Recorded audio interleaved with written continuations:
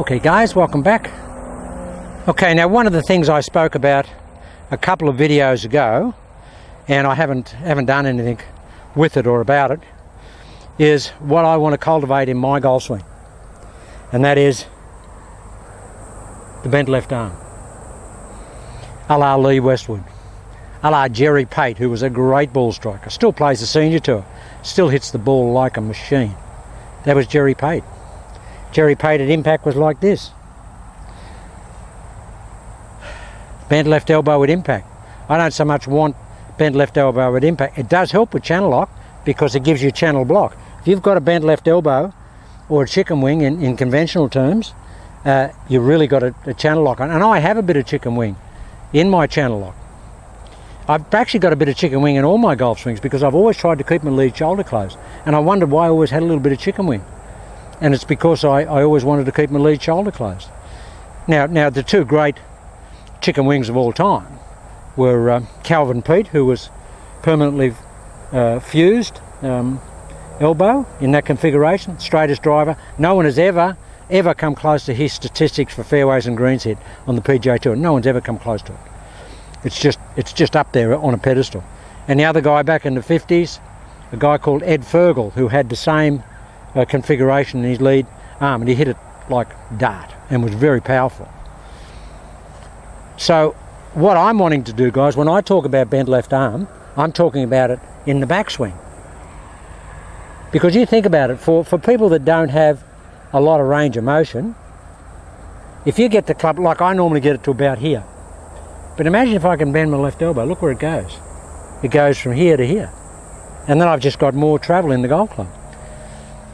One of the great players, former #1 in the world, Nick Faldo, at the top of his swing had a very soft left arm.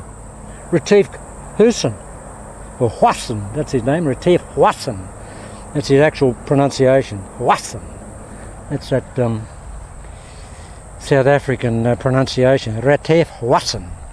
But guys, he's like that, and very soft at the top, and Lee Westwood. Lee Westwood's here. Jamie Sadlowski. Okay, the reason I believe that Sadlowski and Westwood have bent left elbows, they're so steep on the downswing. They're so steep. They're really steep, and Westwood's really steep, and so he gets really steep on the downswing. And now, if he doesn't bend his lead arm and pull it up a bit, the club goes in the ground. And I think he's the best ball striker, best British ball striker of all time. I don't think anyone's ever struck the ball better than Lee Westwood. And he's an experience. You want to get beside him and listen to the sound he makes and watch the ball fly. I don't know why he doesn't win every second week. I just don't know. There's nobody strikes the ball like he does. And that's Lee Westwood. So I'm not thinking about it so much at impact, guys, although I do get a bit of it. I'm thinking about it here on the backswing. If I can soften it rather than bend it. And Bill Phillips from MMI said that he likes the feeling of it because it takes and for the amount of ball it takes the potential to get bursitis or tendonitis in the elbow through the lead arm snapping straight. I would say if you can actually swing a golf club and keep that lead arm bent, you'll be much more accurate.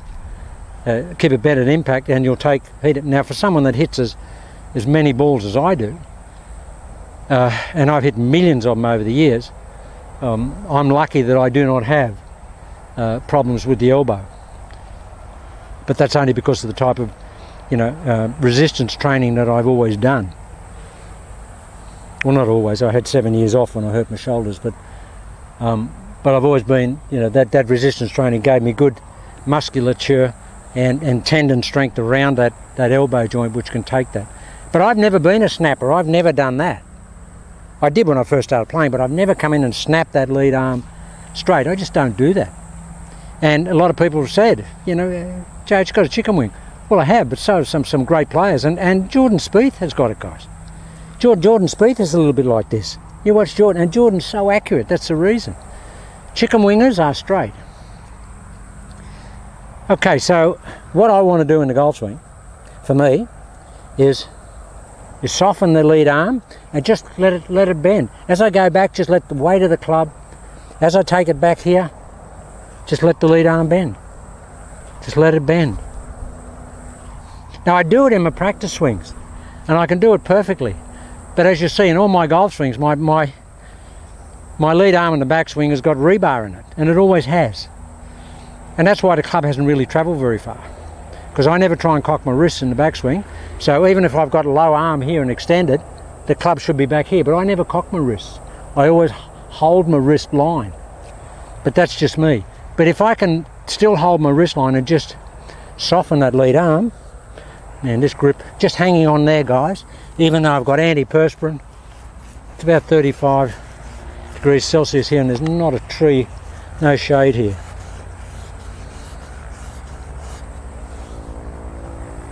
Mr. X is over there in the shade. Okay, I'll try and bend this lead arm on the backswing.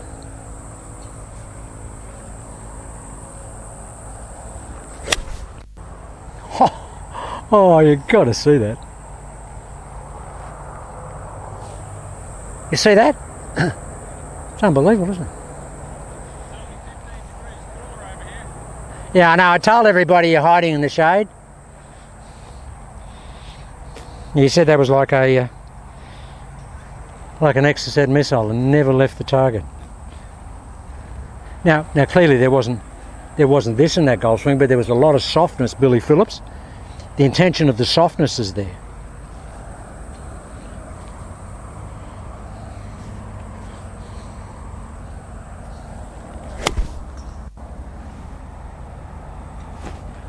Club slipping, guys. It's hard to do. We weren't going to do that for another 3 hours, but I've got stuff on, so. And even coming over here, with just, you lose 2 kilos just standing here. Okay, come on. Softer.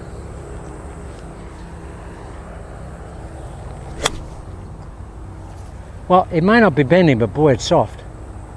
Gee, that's a good shot. It's a good shot.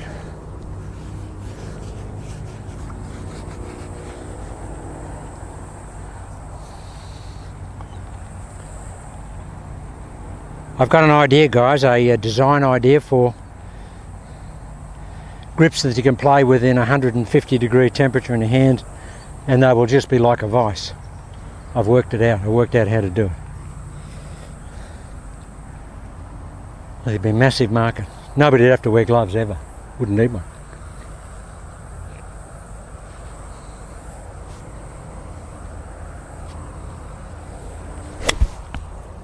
Oh, see that? How long is that? You just get so much, even though it may not look like it's bending, the feeling that I have of it being soft is extraordinary. Feels just like a piece of wet macaroni.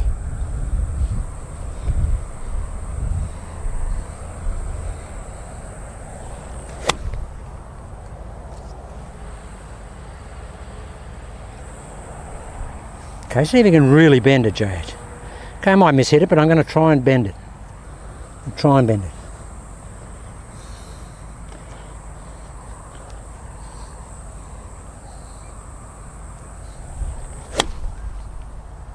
Gee, that was a good shot. All right. More effort to bend it. More effort.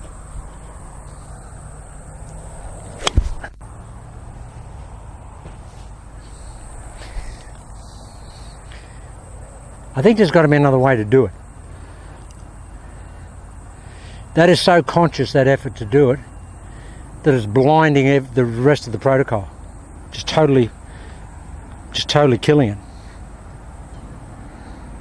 Okay, I'll just go back to soft. Just soft.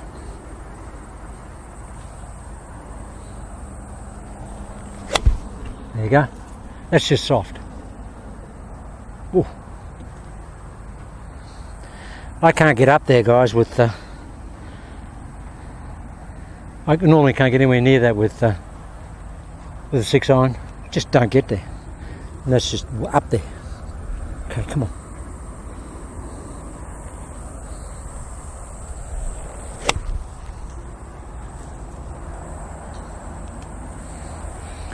Alright, now I'm warmed up. I'm going to take this back and just nice soft ready code.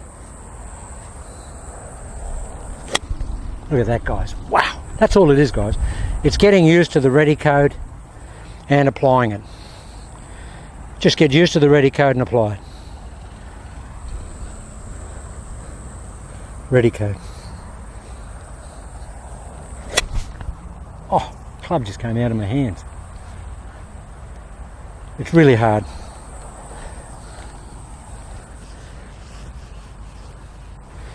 What happens when the grip's slippery and your hands are slippery is you just create a bit of tension on the downswing trying to hang on to the club. I mean, I got that a bit fat, but still went straight at the target. And I just don't hit the ball fat.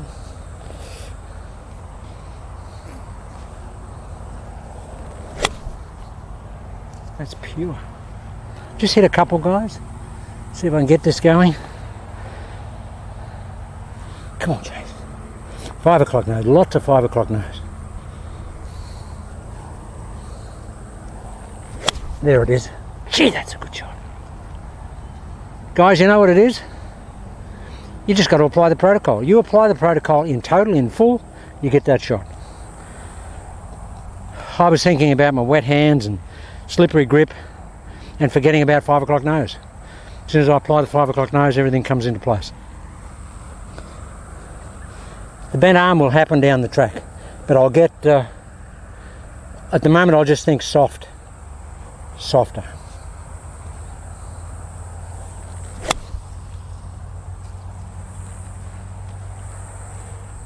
Come on, one shot. I'm just perspiring like you wouldn't believe, guys. The sweat is running down my back. It'll probably fuse out the audio. Probably give myself electric shock. Come on. Oh. I don't know what that looks like, but gee, that was a good shot. Got to hit another one of them. Tough conditions, guys. Tough conditions. Look how close the feet are together. Oh, that's the best shot I've ever hit since I've been on Channel Lock. Ever. Now, under the conditions, that is absolutely off the scale. I mean, I can't hang on to it, guys, and I'm just absolutely almost heat stroke. One more. See how close the feet are, guys? I've got this down.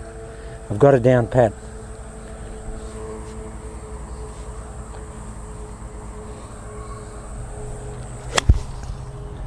That's just perfect.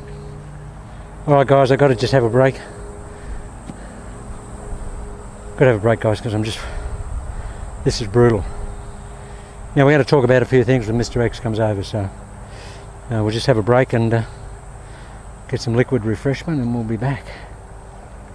Oh, that was brutal. Oh, mate, couldn't hang on to the club. But they were good shots.